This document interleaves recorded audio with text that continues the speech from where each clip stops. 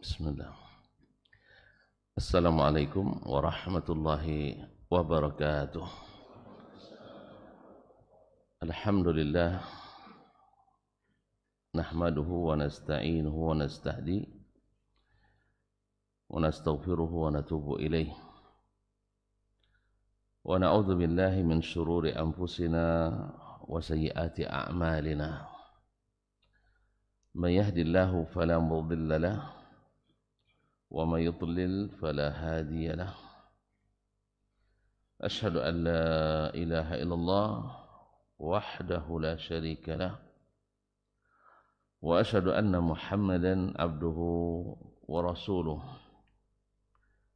لا نبي ولا رسول بعده يا أيها الذين آمنوا اتقوا الله حق تقاته ولا تموتن إلا وأنتم مسلمون يا أيها الناس اتقوا ربكم الذي خلقكم من نفس واحدة وخلق منها زوجها وبث منهما رجالا كثيرا ونساء واتقوا الله الذي تساءلون به والأرحام إن الله كان عليكم رقيبا يا أيها الذين آمنوا اتقوا الله وقولوا قولا سديدا يصلح لكم أعمالكم ويغفر لكم ذنوبكم ومن يطع الله ورسوله فقد فاز فوزا عظيما أما بعد فإن أصدق الحديث كتاب الله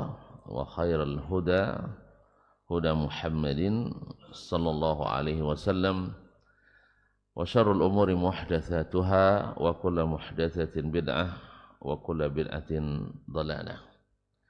Ma'asyiral muslimin, ma'asyiral muslimat, al-hadirin wal hadirat wal musyahidin wal musyahidat, bapak dan ibu-ibu, saudara-saudara dan saudari-saudari, serta adik-adik dan anak-anak yang saya muliakan, saya hormati, yang saya cintai. Alhamdulillah, akhirnya kita jumpa kembali.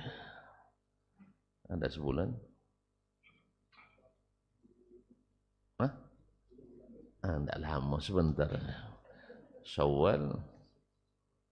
Ramadan juga ya? Tidak jumpa kita Ramadan, Masya Allah. Mudah-mudahan masih lupa.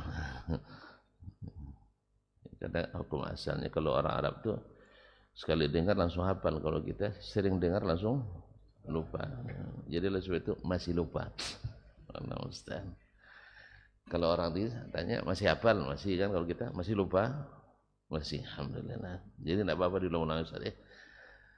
Alhamdulillah, bersyukur kita kepadanya atas nikmat yang diberikannya. Mudah-mudahan nikmat ini kita gunakan dalam rangka bersyukur yang membuat kita senantiasa bersyukur hendaknya. Karena Allah berjanji, kalau kalian bersyukur pasti aku tambah.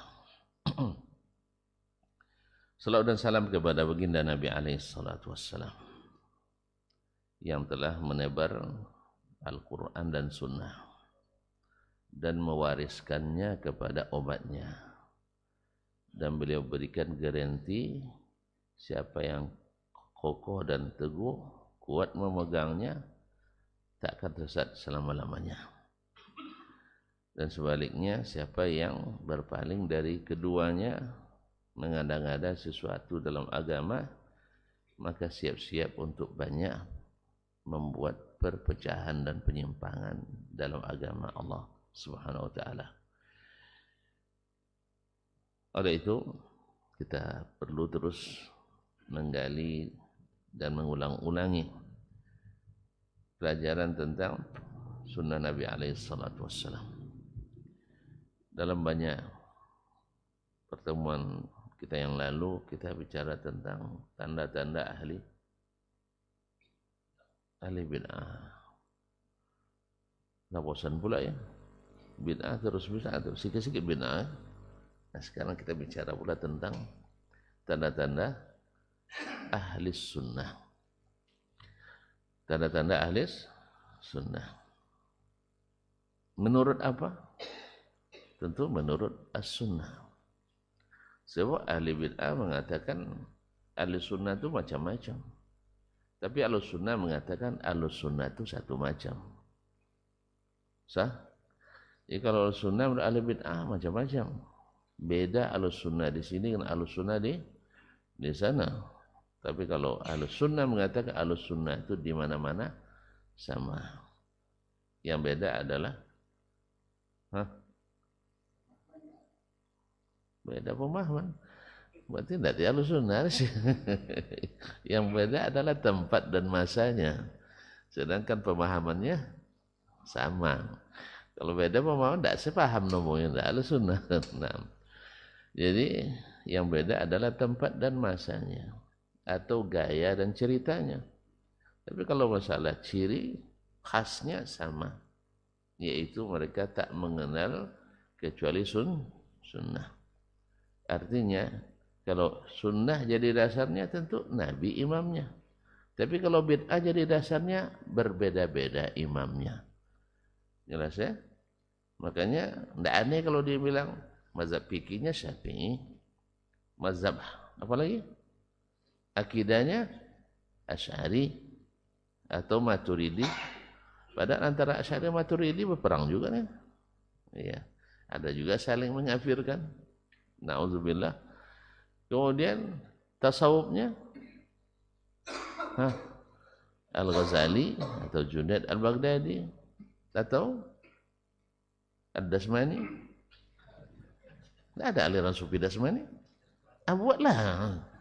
Nah, kan bebas membuatnya. Nah, kemudian aliran tarekatnya Naqsyabandi atau Syatari tidak masuk terus ya, masuk kriteria Satria. Jadi kata orang nih, pindah pula kita ke benua Afrika, lain lagi imamnya. Pindah lagi ke benua Asia, ke Rusia, lain lagi. Jadi Ahlussunnah itu tidak punya ciri yang tetap.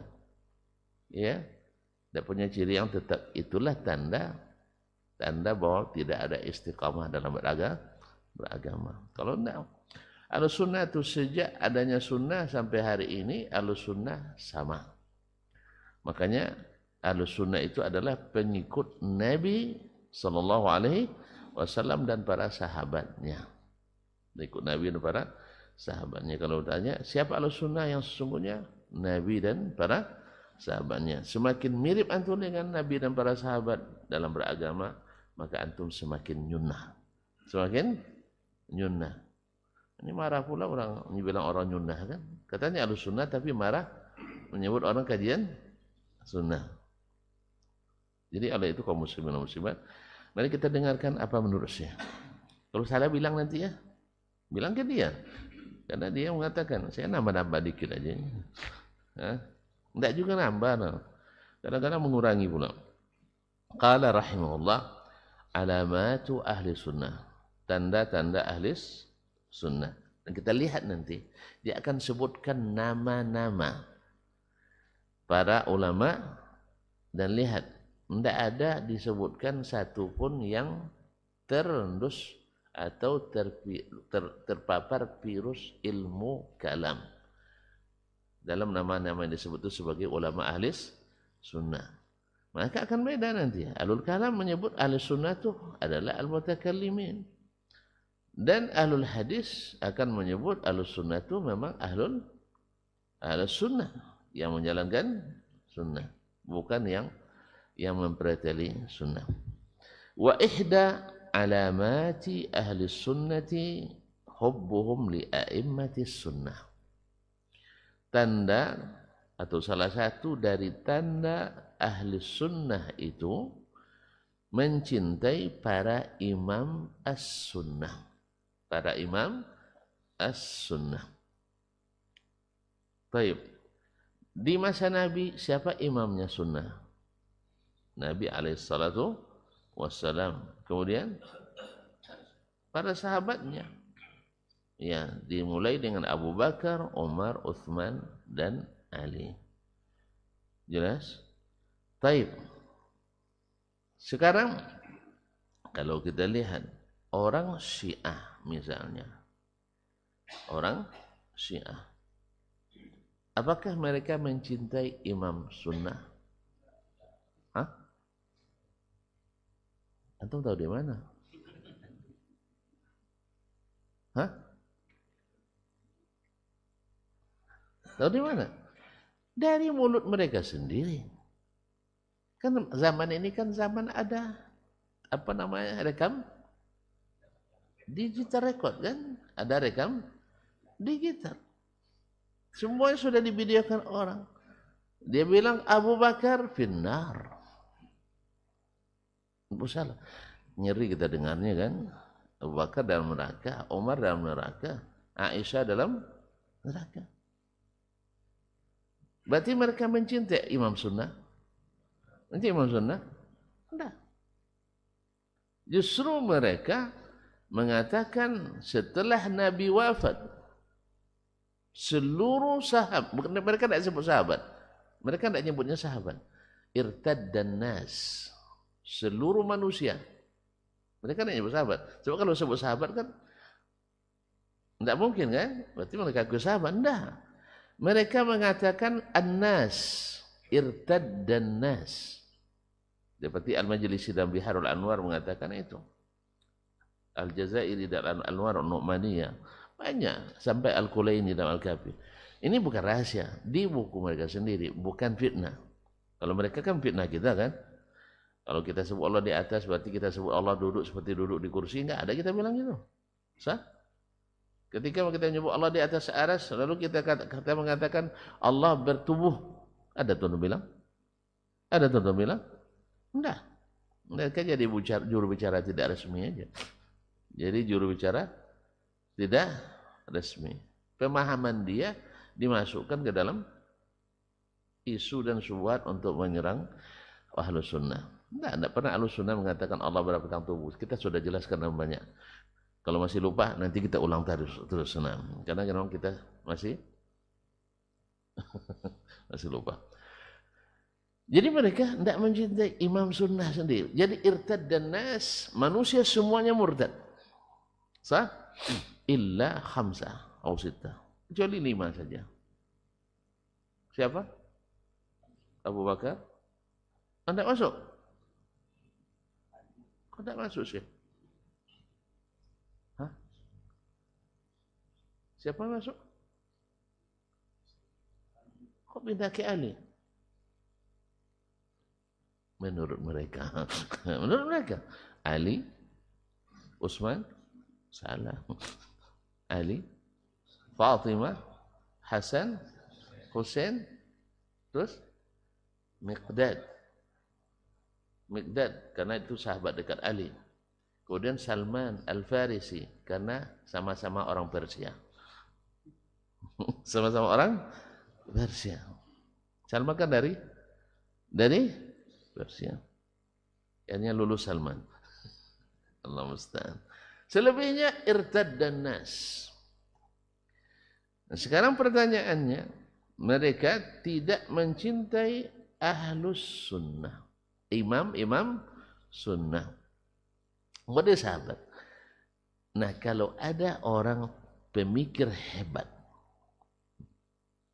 hebat yang mengatakan, andainya saya disuruh memilih antara Syiah dengan Wahabi, saya akan pilih Syiah. Menurut tuan-tuan bagaimana? Ahli bid'ah atau ahli sunnah ini? Jawablah dengan berani, gagah berani. Orangnya kan gagah berani menentukan pilihannya. Ahli sunnah atau ahli bid'ah? Antum tukang bid'ah-bid'ahkan orang ya. Ahli sunnah apa ahli bid'ah ini? Kenapa? Karena mencintai orang yang membenci imam-imam sunnah. Tidak mungkinlah Syekh antum katakan bahwa Syiah lebih baik dari Wahabi. Kecuali antum memang orang Syiah atau tidak tahu tentang Syiah. Kalau antum Syiah, ya kami tidak tahu, antum ahli bid'ah. Tapi kalau antum tidak tahu tentang Syiah, jangan bicara.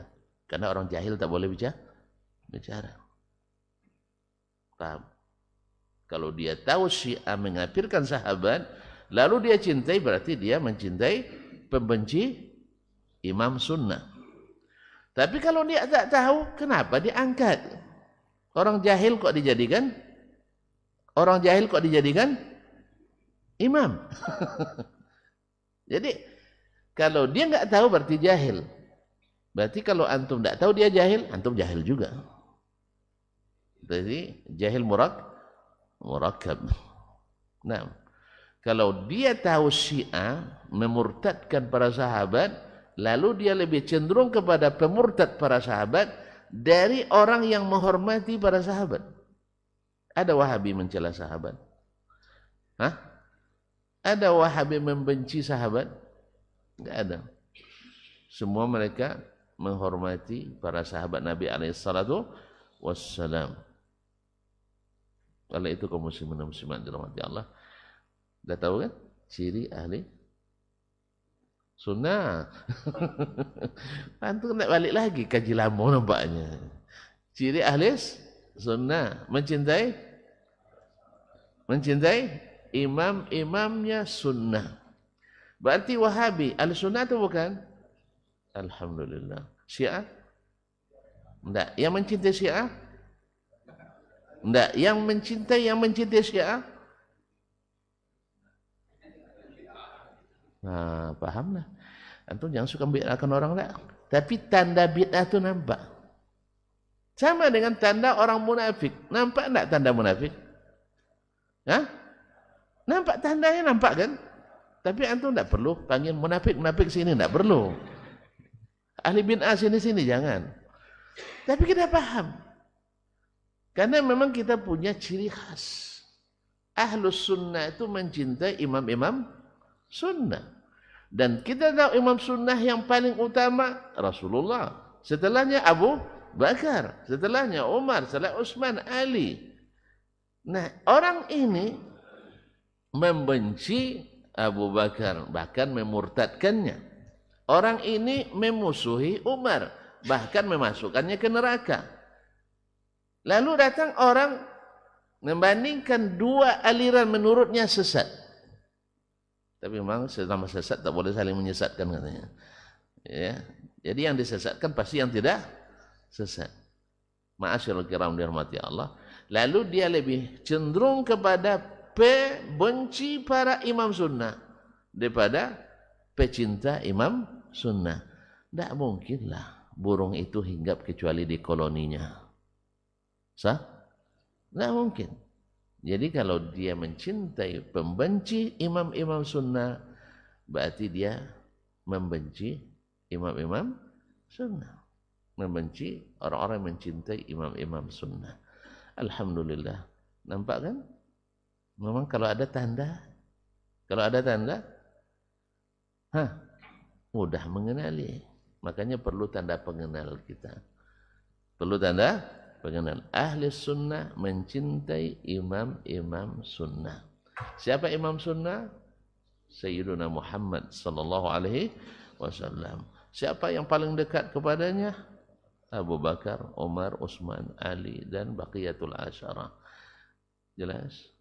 Dan mereka wafat Nabi dalam keadaan Allah ridha pada mereka, Nabi ridha pada mereka. Ahlul bid'ah paling tidak suka dengan yang seperti itu. Jelas ya? Kalau jelas selesai kita. Cukuplah dia. Kita tutup aja dengan lanjut lagi. Oh lanjut Mas. Oh masih pagi saya.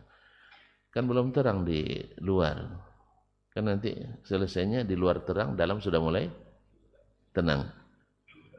Iya, sudah mulai gelap di dalam. Kan mulai tenang kita nam. Qala wa ulama'iha. Mencintai imam-imam sunnah dan ulama-ulamanya. Jadi imam-imam sunnah itu mereka para sahabat, kemudian ulama-ulama yang mewarisi setelah itu. Nanti beliau akan sebutkan, diriwayatkannya nanti dari diriwayatkannya dari Qutaibah ibn Sa'id, gurunya Imam Al-Qutub Sittah, para imam. Yaitu dalam kitab iman dia sebutkan nanti nama-nama. Ya, nama para ulama-ulama sunnah.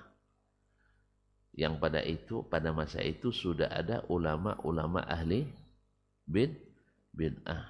Seperti ahlul kalam, seperti al-mu'tazilah, seperti al-khawarij, al-qadariyah itu sudah ada. Syiah sudah ada.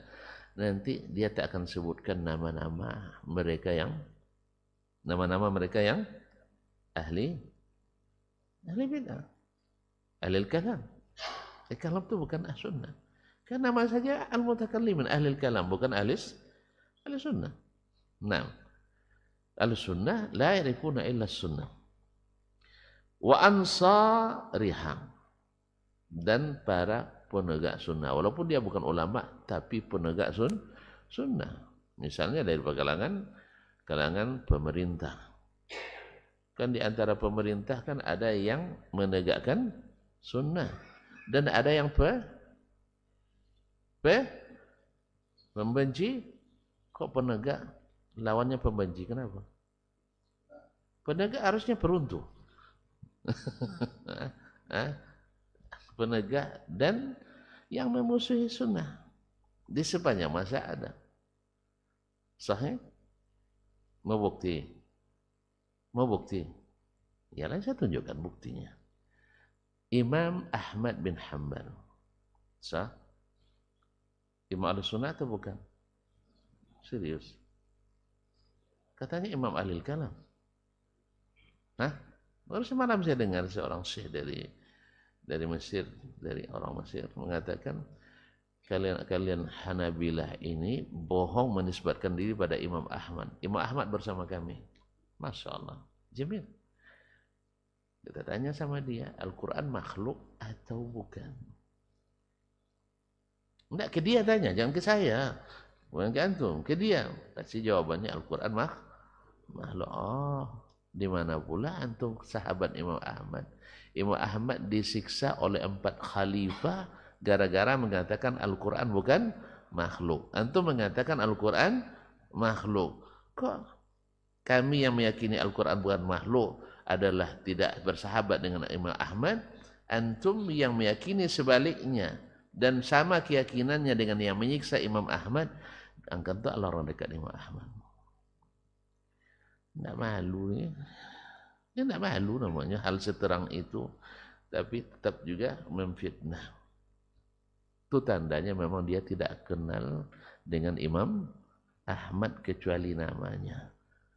Mohon maaf kaum muslimin, ada orang memang dari sisi titel akademis melejit tinggi. Karena apa? Rajin ngurus pangkat. Kadang-kadang dari sisi ilmu dia ambil caplok sana, caplok sini, ambil pikiran, sobat sini, sobat sana. Apalagi dengan sistem SKS,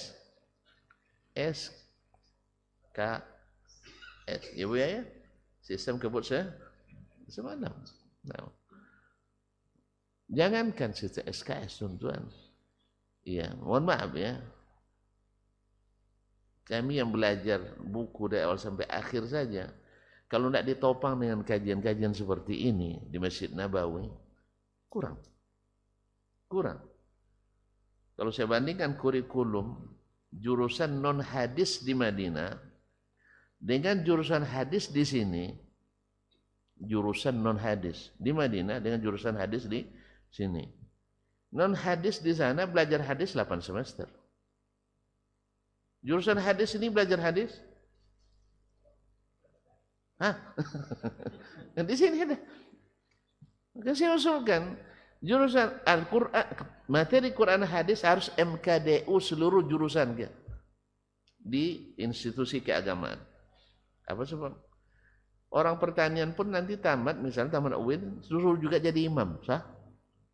Mana tamat UIN? Imam nih. Imam Ahlussunnah. Sah? Langsung jadi imam. Makanya harus diberikan pelajaran Al-Quran 8 semester. Tidak bisa non SKS. Kadang-kadang mau dijadikan pelajaran Al-Quran non SKS. Nah, berarti tidak masuk dalam kurikulum. Ekstra kurikulum rendah. Kemudian dari bobotnya, kalau bisa jurusan hadis di sini, saya 1 semester mempelajari 40 hadis itu sudah hebat.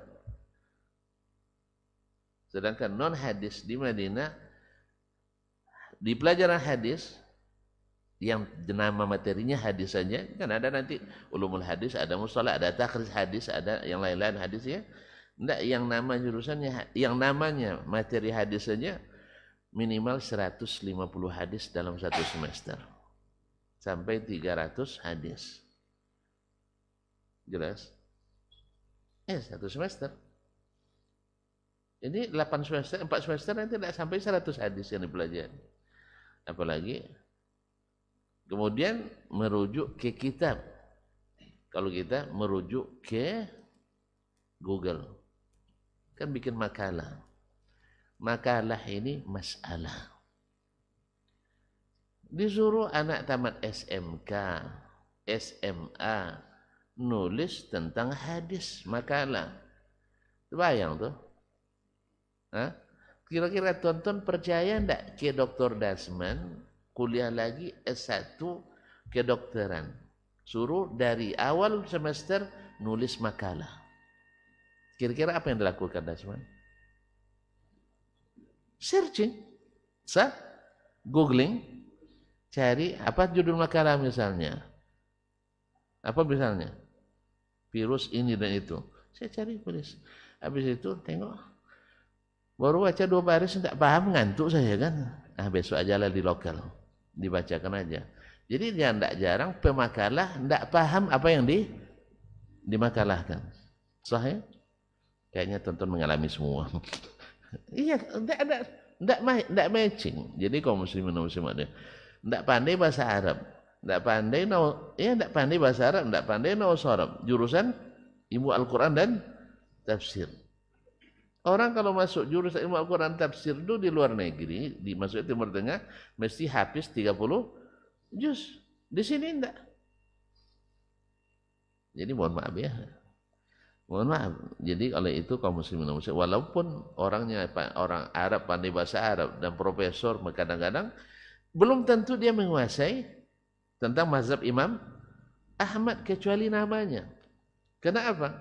Karena tidak jarang belajarnya di awal semester ambil diktat, di akhir semester ujian. Ujian akhir semester. Selebihnya baca sendiri. Baca mau aja ngantuk, kita pergi baca. Baca sendiri. Nah, jadi itu kaum muslimin dan muslimat, itulah modelnya. Dia katakan orang-orang yang belajar, ya Syekh Utsaimin mengatakan dirinya Hambali misalnya, karena seluruh kitab Imam Ahmad itu dia baca berkali-kali sampai tamat. Boleh dibuktikan. Yang bicara tadi bahwa orang-orang Hanabilah yang mereka sebut Wahabi itu bohong menisbahkan diri pada Imam Ahmad. Tahu enggak tuan-tuan? Syekh bin Baz membaca Musnad Imam Ahmad 6 kali sampai tamat.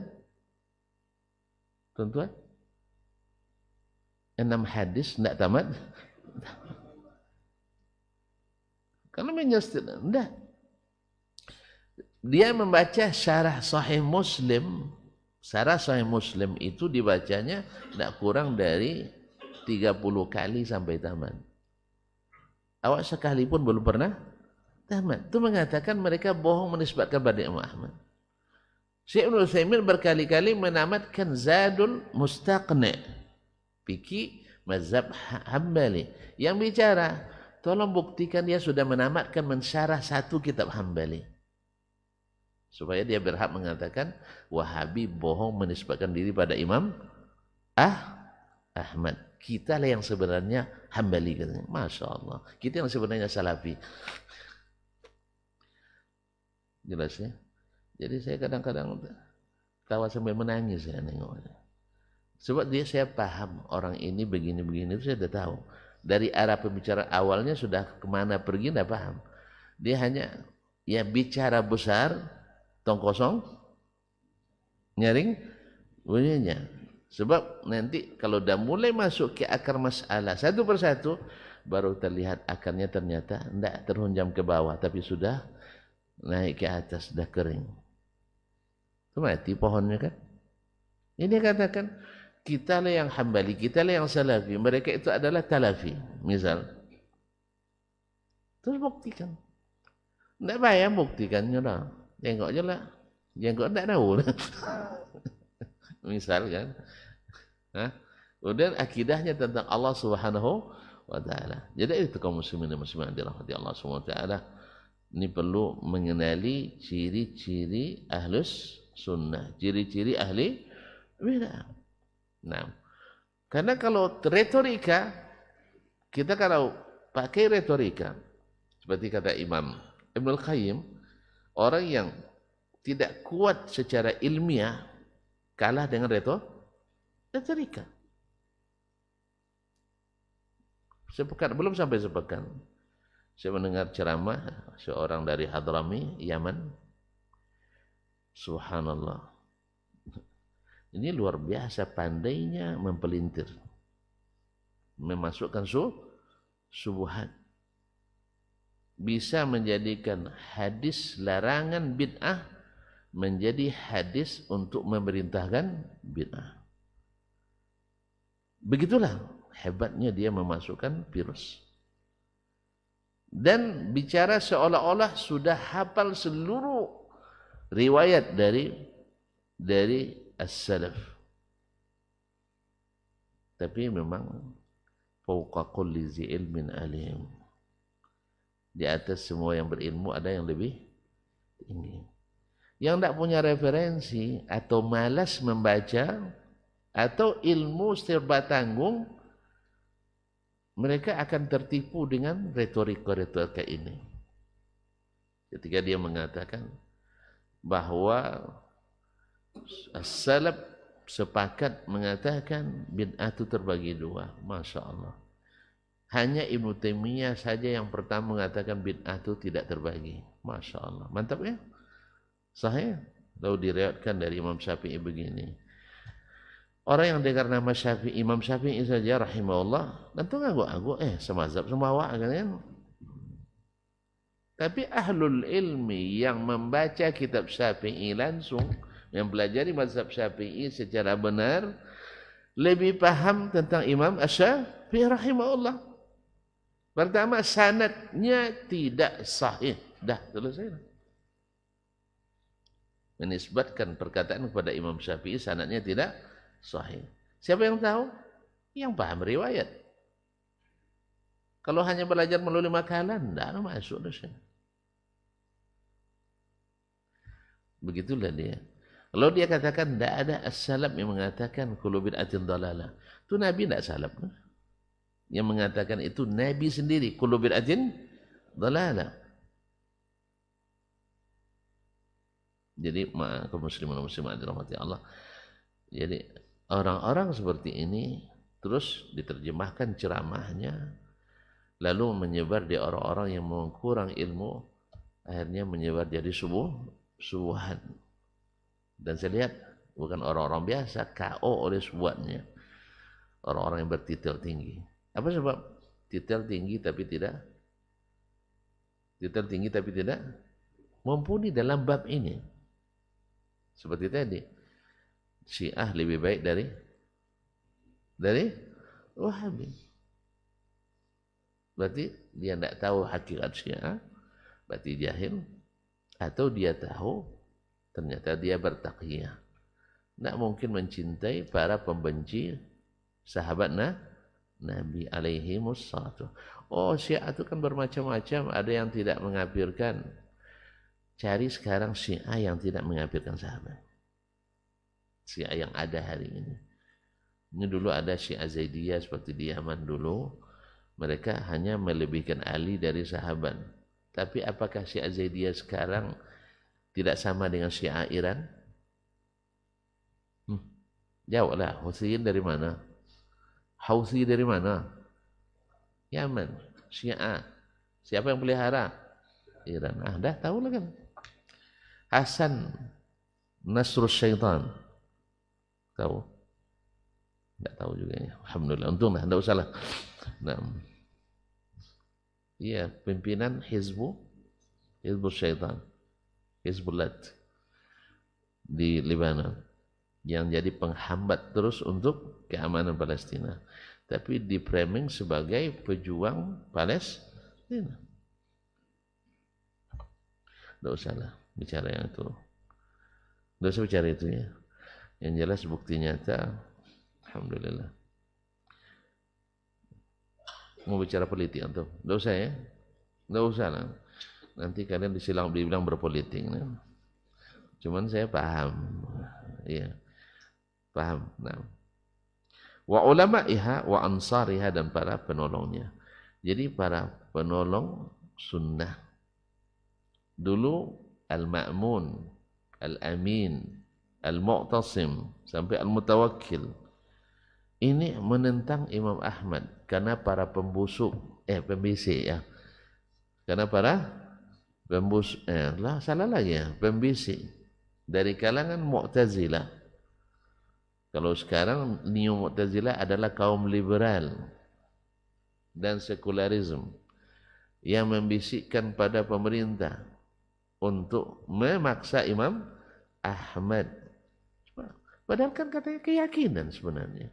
Keyakinan kan masing-masing katanya. Tidak, rupanya ahlul bid'ah tidak rela kita berkeyakinan berbeda dengan mereka. Sah?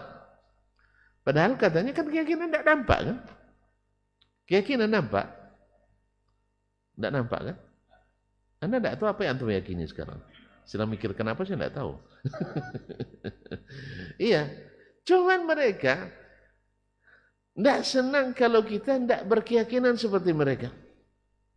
Dipaksanya sampai berdarah-darah, sampai mati banyak ulama dipaksa untuk mengatakan Al-Quran makhluk. Untung Imam Ahmad bertahan. Lalu mereka yang berseberangan dengan Imam Ahmad ngaku-ngaku mereka lah Hambali yang asli, sedangkan yang menghidupkan keyakinan Imam Ahmad Hambali. Oh, Masya Allah, ini tanda istirahatnya. Kopi break. Kalau kopi itu kan katanya kopi break. Kalau break itu kan artinya mata. Kita putus. Kita tutup aja. Kaum muslim, terima kasih. Jazakallah khair, Mbak. Baik, wa bughdhuhum li a'immatil bid'ah. Ternyata Ahlus Sunnah itu memang harus membenci ahli bid'ah. Tidak boleh membenci ahli bid'ah. Hah?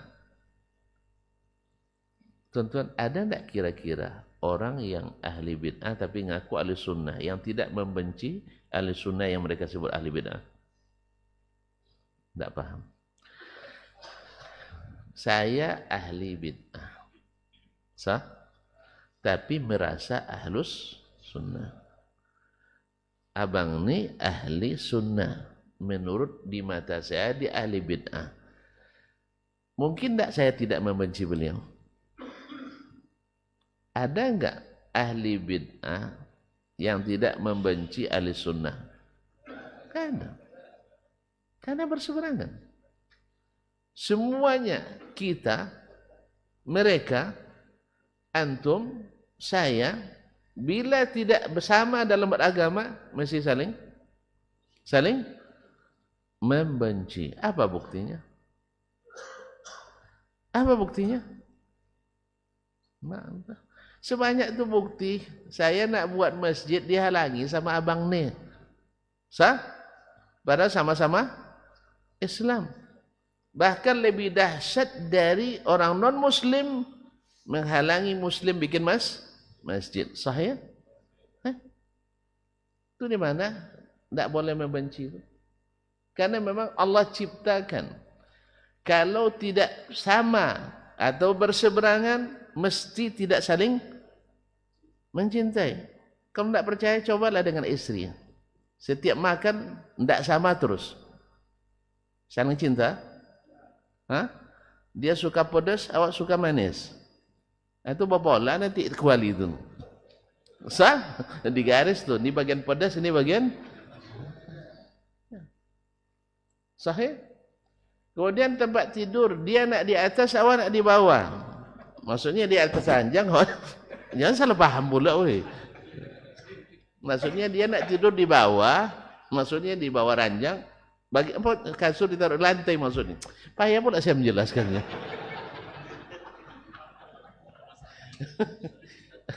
Awak nak tidur di atas ranjang kan? Senang tak tuan-tuan? Kalau tiap malam seperti itu senang? Kesal katanya. Apalagi masih muda kayak beliau kan? Kalau kita tua-tuanya biasalah. Ya, satu di dapur, satu di beranda. Pasti tidak menyenangkan. Kenapa? Keinginan tidak sama. Apalagi keyakinan. Makanya mustahil siapapun, nak kita, nak mereka, mesti membenci. Sah? Sah ya? Tidak perlu banyak bukti lah. Awas nanti kita habisi. Kan itu kan? Jadi apakah itu ucapan benci atau ucapan senang itu? Awas nanti. Benci. Atau memfitnah. Kalau sempat mereka berkuasa, habis kita. Ucapan kebencian atau ucapan cinta itu? Kebencian. Curiga sudah datang. Sebab apa? Sebab kata pepatah Arab, orang yang buruk pekerjaannya, buruk sangkanya. Maka semakin buruk sangka antum, semakin buruk kerjaan antum, kelakuannya. Makanya jangan buruk pekerjaan supaya tidak buruk sangka. Maka alhamdulillah ahlus sunnah yang sesungguhnya mereka lebih lapang hatinya daripada ahli bidah. Ada antum berencana untuk meruntuhkan masjid? Masjid ahli bidah ada? Ada tuan-tuan yang pernah demo menghentikan kajian? Ada? Itulah Nabi SAW dulu. Nabi SAW Ka'bah isinya apa? Berhala. Siapa yang buat? Ahli bid'ah. Sah? Ada ahli bid'ah di Mekah dulu. Kan mereka merubah-rubah agama sebelumnya. Jadi ahli bid'ah di waktu itu kan. Sahih? Mereka buat bid'ah menyembah berhala. Lalu Nabi kerahkan, yuk kita runtuhkan Ka'bah. Enggak. Bahkan setelah Nabi SAW diberikan Fathu Makkah, apa sasarannya? Runtuhkan Ka'bah. Ini buatan orang kafir Quraisy dulu, orang ahli bid'ah dulu. Enggak. Yang perlu adalah bersihkan isinya. Jangan dipelang masjidnya. Bersihkan isinya. Jelas ya? Rumah Allah jangan dihalangi. Yang dihalangi adalah kesesatan yang ada di dalamnya. Jangan tutup masjid. Pernah ada sunnah nutup masjid? Hah? Ini siapa ada sunnah itu? Itu jadinya kan. Jadi kalau antum nutup masjid berarti antum menghalangi orang beribadah. Menutup akses ke masjid. Masya Allah. Pernah tuan-tuan lakukan? Ada juga? Enggak. Kenapa? Karena kita diajarkan untuk berlapang hati. Makanya yang paling sempit itu yang banyak semak-semak pemikirannya, yang banyak-banyak semak keimanannya. Kalau Ahlussunnah kan lapang. Makanya Nabi mengajarkan pada kita, ketika datang malaikat untuk menjatuhkan azab kepada yang mengingkarinya, yang kufur kepadanya, Nabi bilang jangan. Ya kalau ada orang pejabat nanti bilang tutup masjid itu, antum bilang, ya mantap tutup aja ya, biar orang tu tidak sholat, rasakan. Gitu ya? Enggak, jangan tutup masjidnya Pak. Tapi upayakan untuk berikan kajian-kajian yang memberikan pencerahan. Karena mereka belum berilmu. Itu yang kita lakukan. Bukan menutup masjid. Tapi karena antum juga merubah jadwal. Iyalah, yang tidak patut ngaji jangan dikasih. Dia kasih panggung. Karena tadilah Syiah lebih baik daripada Wahabi. Berarti yang begini ini menyesatkan. Mencintai yang mengkafirkan sahabat dari orang yang mencintai sahabat. Ahli bid'ah. Jadi oleh itu kaum muslimin dan muslimat dirahmati Allah Subhanahu wa taala. berikan mereka kajian yang mencerahkan. Dengan apa? Al-Quran dan Sunnah. Kita tidak cari yang lain-lain, dah. Mesti bermazhab ini, mazhab enggak. Tapi ikut Nabi alaihissalatu wassalam. Antum bilang pula, aku ke Nabi gaya kalian katanya. Enggak gaya Nabi. Kan ikut Nabi gaya Nabi. Paham enggak? Nabi dulu berjenggot enggak? Ikut jenggotnya. Oh enggak, zaman dulu enggak ada pisau cukur katanya. Kan itu. Kalau gitu memang enggak ada gaya Nabi kayak gitu. Nah, jelas ya? Atau dulu orang Yahudi tidak berjenggot, sah? Maka dilarang oleh Nabi cukur jenggot. Di mana antum tahu seluruh Yahudi cukur jenggot? Yang cukur jenggot tetap orang-orang yang umumnya. Yang awamnya, ahbarnya tetap berjenggot. Kan yang lemah-lemah beragama juga yang cukur. Jelas?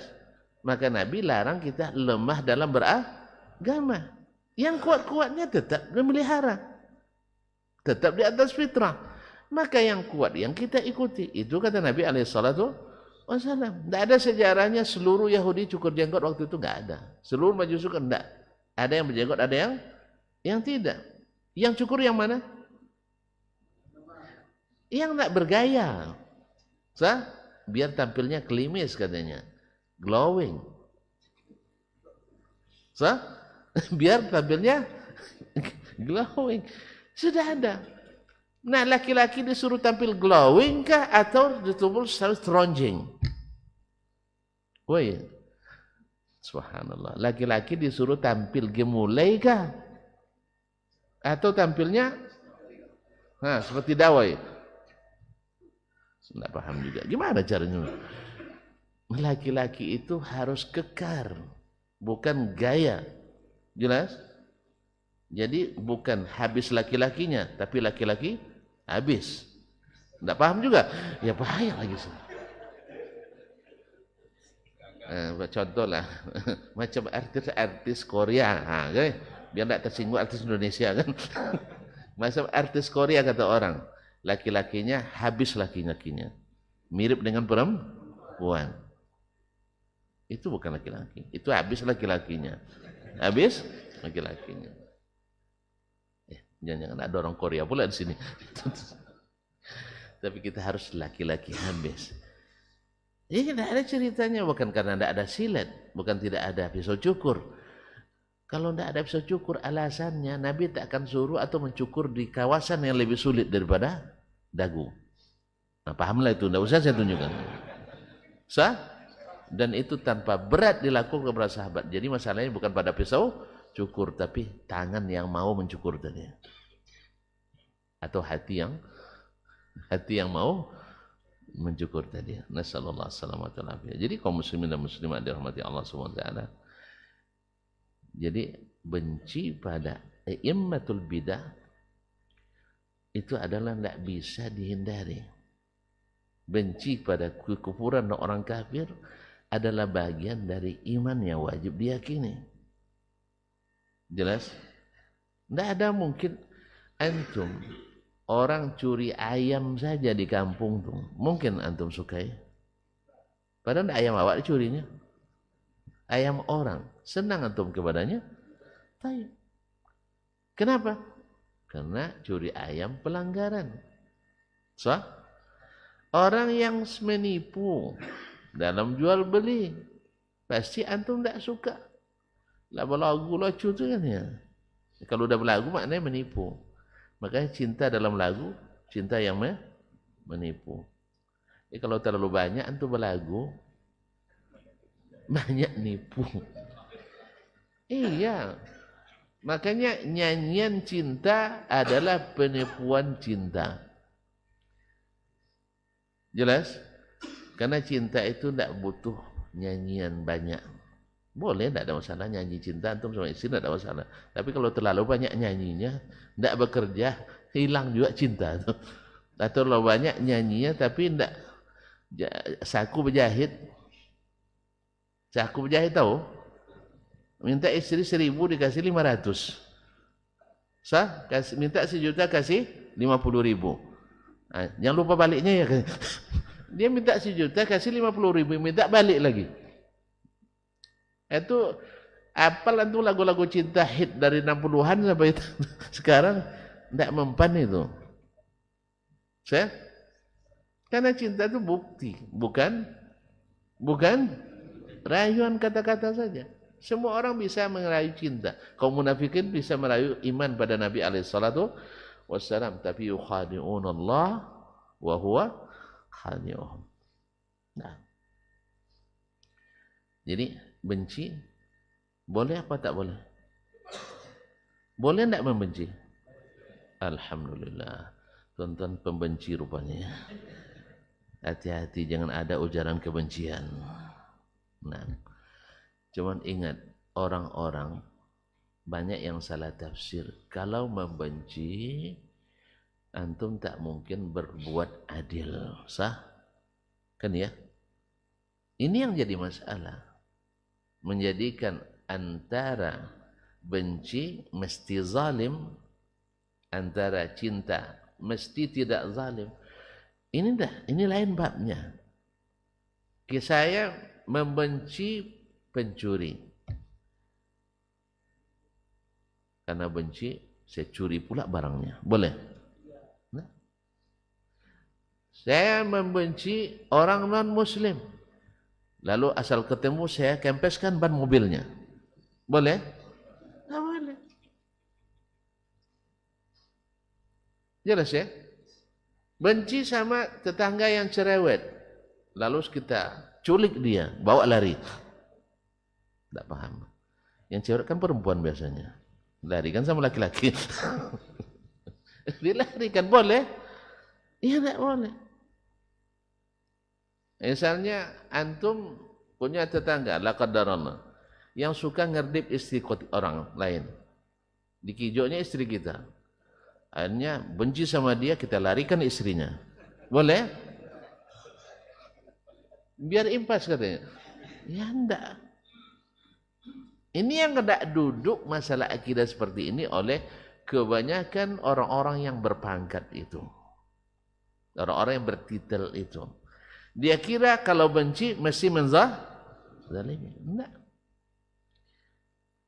Bahkan dalam keluarga, dengan istri sendiri atau dengan para istri. Kan ini bahasa lulu. Dan masa yang akan datang. Tentu dah lewat. Nah, ya. Dengan para istri, ada sebagian waktu kita benci, sah? Ada enggak sebagian waktu antum benci sama istri? Ngaku aja lah. Ada. Sahih? Nah. Ada, bilang ada. Nah, tapi antum alhamdulillah masih bagus. Buktinya masih bertahan bersamanya. Kan ini masih lulus kan? Kan ya? Orang berjalan, terjatuh, tapi sampai juga ke tujuan kan bagus. Sah? Berarti antum adalah suami-suami hebat. Dan istri antum istri-istri bagus. Sah? Apa sebab? Masih bertahan.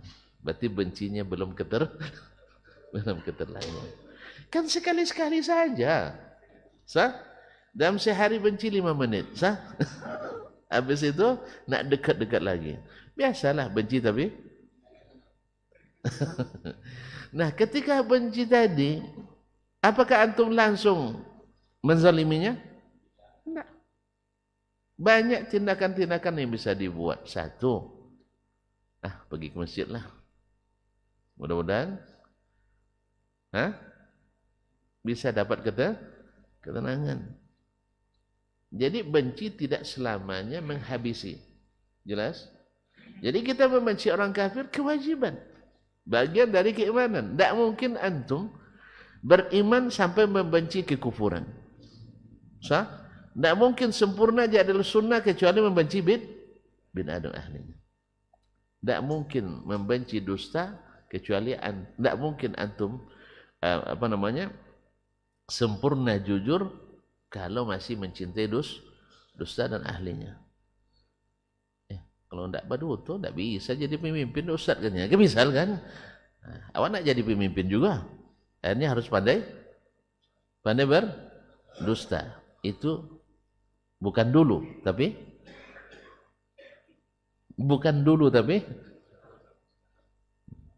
jangan diperjelas nanti masalah. Jadi kaum muslimin dan muslimat dirahmati Allah, makanya bagian tak terpisahkan dari tanda ahli sunnah mesti membenci ahli bid'ah, dan ahli bid'ah pasti membenci ahli sunnah. Kalau gitu sama saling benci aja kita, cuman tidak boleh saling menzalimi. Ya, ke rumah Ustaz Dasman, benci iya kan? Saya benci sama dia, kenapa? Kan banyak sebab benci tuh. Kamu lewat depan saya klakson tidak dibalasnya katanya. Karena orang sedang nelpon, dengar kan? Baik sangka aja lo dulu, ulang lagi klaksonnya nanti. Lo sampai 10 kali tidak dibalas, ayolah. Nah, misal. Kadang benci itu kan sedikit aja sebab masuk syaitan, kita benci. Jelas? Nah, dan kita jangan seperti syaitan menambah kebencian, tapi menghilangkan kebencian tadi. Masyarul kiram, sekiranya ada jelas nampaknya. Di luar dah mulai terang, ya. Di dalam dah mulai terang. Cukup 2 baris saja dulu, ya. Bahwa ciri khas ahli sunnah mencintai imam-imam sunnah dan membenci ahli bid'ah dan ahlinya. Berarti kalau ada orang yang mencintai bid'ah dan ahlinya dan membenci sunnah dan ahlinya, berarti dia ahli bid'ah. Karena at-tuyuru alam saliyah taqa. Nah, ini bisa diterapkan, tapi juga dalam harus hati-hati. Kita tidak boleh sembarang menerapkan kaidah sebelum pasti. Taib? Karena duduk bersama belum tentu cinta. Jelas? Sebagaimana tidak pernah bertemu bukan berarti benci. Kalau diartikan ini nanti banyak para ulama kita membenci para penguasa sebab mereka tidak mau bertemu dengannya. Sah? Diundang tidak mau datang. Bukan karena benci, karena takut terfitnah. Nanti seorang alim ditanya oleh penguasa. Pertanyaan yang kalau dijawab salah, tidak dijawab berbahaya. Sah? Mau? Tidak. Di depan penguasa ditanya pertanyaan, kalau dijawab salah, tidak dijawab berbahaya. Itu yang dihindari oleh para ulama itu. Kalau antum tafsirkan benci, akhirnya antum nanti bisikkan ke penguasa. Coba tengok Baginda, tidak pernah dia datang sowan ke sini. Padahal prinsipnya seperti kata Imam Ghazali, ulama yang datang ke pemerintah rusak. Sebaliknya pemerintah yang datang ke ulama baik. Jadi kalau nak menjaga ulama kita, jangan mereka yang datang ke kantor kita, tapi kita yang datang ke rumah mereka. Sebab apa? Kalau ustaz datang ke kantor bupati, itu bawa map pula, pasti dituduh UUD. Ujung-ujungnya duit. Sah? Padahal isinya fatwa kadang-kadang. Tapi orang sudah nuduh ini proyek. Itu masalahnya. Saking banyaknya orang memanfaatkan kedekatan. Akhirnya ustaz pun tertuduh. Maka orang-orang yang warak kadang-kadang tidak mau datang. Bukan karena benci. Jelas? Maka oleh sebab itu, misalnya, antum tidak pernah ke rumah saya, misal. Lalu saya tafsirkan benci, nanti saya tidak ketemu. Ini orang. Anda. Kadang-kadang sudah datang tapi waktu tak tepat. Sah? Dan sakit mengganggu. Dan banyak dari antara murid-murid, misalnya kami belajar, dengan syekh hanya di majelis ketemu. Bukan tidak ada keinginan datang ke rumahnya, tapi segan mengganggu ketenangannya. Sah? Karena kita paham. Dia tuh kan dengan melayani bukan mengajar di sini aja, mengajar di mana-mana. Akhirnya kita pertimbangkan, kecuali beliau yang katakan, Dasman datang ke rumah, saya tidak tahu di rumah saya di mana, saya jemput. Masya Allah, profesor jemput kita ke kampus. Alhamdulillah. Jelas ya? Ada. Tapi kalau enggak. Apa sebab? Bukan karena benci, tapi karena mempertimbangkan. Jadi tidak bertemu bukan berarti tidak suka, dan kalau sering ketemu belum tentu benar-benar suka. Makanya ini ciri khas, ciri disebutkan supaya kita berhati-hati bukan untuk menghukumi dengan sembarangan. Wallahu taala alam. Wassallallahu ala nabiyyina Muhammad sallallahu. Mohon maaf dan terima kasih. Mudah-mudahan kita bisa bertemu kembali. Amin ya rabbal alamin. Tidak rela nampaknya. Tidak rela ditutup. Tidak, sedih sekali nampaknya. InsyaAllah kita jumpa kembali 2 pekan lagi Ustaz ya. Wallabillahi taufiq wal hidayah. Wassalamualaikum warahmatullahi wabarakatuh.